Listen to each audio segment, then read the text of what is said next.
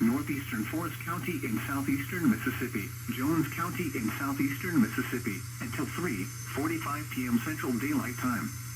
At 2:58 p.m. Central Daylight Time, a severe thunderstorm was located over east of Ookie, or near Petal, moving north at 25 miles per hour.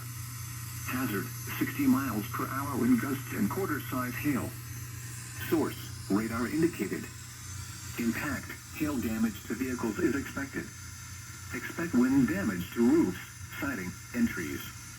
This severe thunderstorm will be near Moselle around 3:10 p.m. Central Daylight Time. Laurel and Ellisville around 3:25 p.m. Central Daylight Time. Hebron around 3:40 p.m. Central Daylight Time. Other locations impacted by the severe thunderstorm include Soso. For your protection, move to an interior room on the lowest floor of a building.